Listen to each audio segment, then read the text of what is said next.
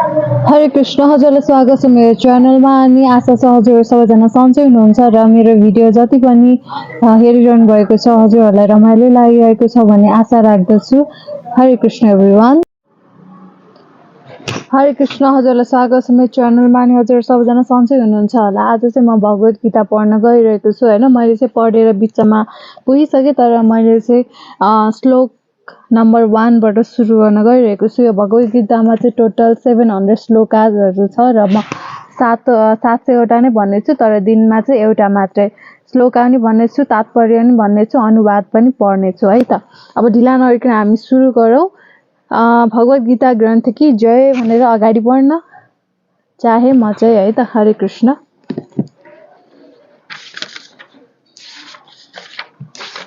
अब चाहिँ म पहिलो श्लोका पढ्न गइरहेको छु।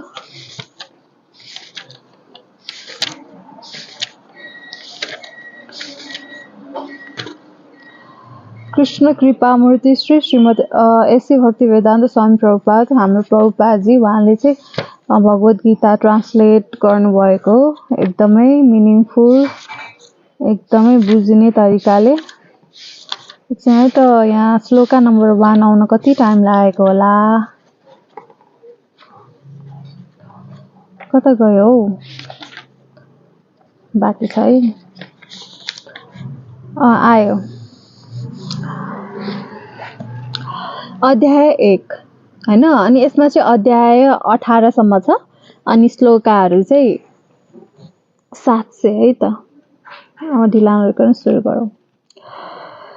कुरुक्षेत्रका युद्धभूमिमा सैनिकहरूको निरीक्षण। धृतराष्ट्र उवाच धर्मक्षेत्रे कुरुक्षेत्रे समवेतायुयुत्सवः मामका पाण्डवाश्चैव किम कुर्वत सञ्जय। अध्याय 1 श्लोक संख्या 1। धृतराष्ट्र उवाच राजा धृतराष्ट्रले भने धर्मक्षेत्रे तीर्थस्थल कुरुक्षेत्रमा समवेता जम्मा भएका युयुत्सवः युद्ध गर्ने इच्छाले मामका मेरा छोराहरू र पाण्डुका छोराहरूले च र एव निश्चय नै किम के अकुर्वत गरे सञ्जय हे सञ्जय। धृतराष्ट्रले भने हे सञ्जय युद्ध गर्ने इच्छाले कुरुक्षेत्रको धार्मिक स्थलमा जम्मा भएका मेरा र पाण्डुका छोराले के गरे प्रश्न सोध्दैछन् है। तात्पर्य भगवत गीता धेरैले अध्ययन गर्ने एउटा अध्यात्म विज्ञान हो। गीता महात्म्यमा यसको महिमाको सारांश दिएको छ। त्यहाँ भनिएको छ भगवत गीतालाई भगवान श्रीकृष्णका भक्तहरूको सहयोग लिएर अत्यन्तै गहन रूपले अध्ययन गर्नुपर्दछ र वैयक्तिक स्वार्थ प्रेरित व्याख्या नगरिकन यसलाई जस्ताको त्यस्तै बुझ्ने प्रयास गर्नुपर्दछ। गीतालाई स्पष्ट रूपले बुझेको उदाहरण स्वयं भगवत गीता नै छ।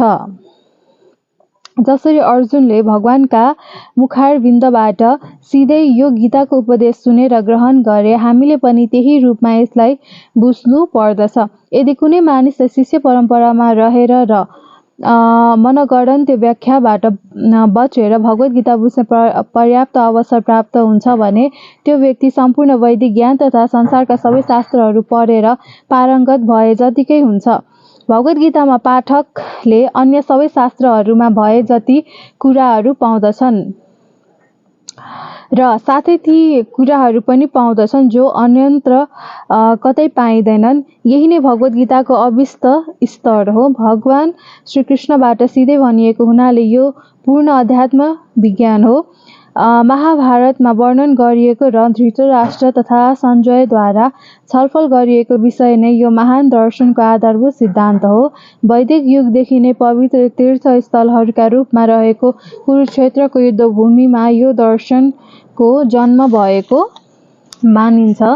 मानव जातिको मार्गदर्शनका लागि भगवान श्रीकृष्ण स्वयं यस पृथ्वीमा उपस्थित रहनुभएका समयमा उहाँले नै यसको प्रवचन गर्नुभएको हो।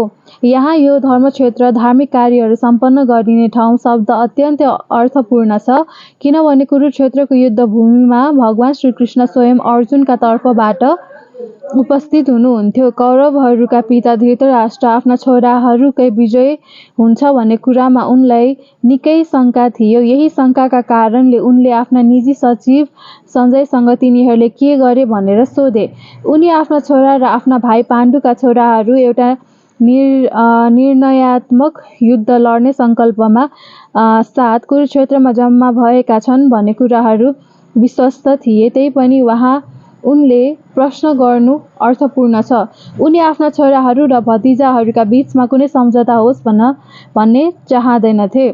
त्यसैले युद्धभूमिमा आफ्ना छोराहरूको भाग्यका विषयमा आश्वस्त हुन चाहन्थे, किनभने यो युद्ध कुरुक्षेत्रमा हुन लागिरहेको थियो र कुरुक्षेत्र स्वर्गका देवताहरूका लागि पनि तीर्थस्थल रहेको कुरा वैदिक साहित्यमा उल्लेख छ। त्यसैले युद्धको परिणाममाथि यो पवित्र धर्मक्षेत्रको कस्तो प्रभाव पर्ने हो भन्ने कुरा सोचेर धृतराष्ट्र अत्यन्तै भयभीत थिए। अर्जुनसहित पाण्डुका अरू छोराहरू स्वभावैले पुण्यात्मा भएका हुनाले उनीहरूमाथि यो धर्मक्षेत्रको अवश्यै अनुकूल प्रभाव पर्नेछ भन्ने कुरा धृतराष्ट्रलाई राम्रोसँग थाहा थियो। सञ्जय श्री व्यासदेवका शिष्य थिए। व्यासका कृपाले उनी धृतराष्ट्रका बैठकमा बसेर पनि कुरुक्षेत्रको युद्ध देख्न सक्दथे। त्यसै कारणले धृतराष्ट्रले युद्धस्थलको स्थितिका बारेमा सञ्जयसँग सोधे। हुन त पाण्डवहरू र धृतराष्ट्रका छोराहरू एउटै परिवारका सदस्य हुन्, तर यहाँ धृतराष्ट्रको प्रश्नबाट उनका मनमा के रहेछ भन्ने कुरा दर्शिएको छ। उनले यहाँ जानी बुझी आफ्ना छोराहरूलाई मात्रै कौरव भनेर पाण्डवलाई त्यो उत्तराधिकारबाट अलग्याउन खोजे। यसबाट आफ्ना भतिजाहरू अर्थात् पाण्डुका छोराहरूसँग धृतराष्ट्रको सम्बन्धको विशेष स्थिति कस्तो थियो भन्ने बुझ्न सकिन्छ। जसरी धानको खेतबाट अनावश्यक झारहरूलाई उखेलेर फ्याँकिन्छ, त्यसै गरेर धर्मका पिता भगवान श्रीकृष्णले यो पावन कुरुक्षेत्रबाट धृतराष्ट्रको छोरो दुर्योधन जस्ता अवाञ्छित झारलाई उखेलेर फ्याँकिदिनुहुन्छ र युधिष्ठिरद्वारा नेतृत्व गरिएका विशेष धार्मिक व्यक्तिहरूलाई स्थापित गर्नुहुन्छ भन्ने आशा यस विषयमा धेरै अगाडिदेखि नै गरिएको थियो। यही नै धर्मक्षेत्रे र कुरुक्षेत्रे शब्दको विशिष्ट सार्थकता हो। यो वैदिक र ऐतिहासिक महत्त्वभन्दा भिन्न छ। हरे कृष्ण।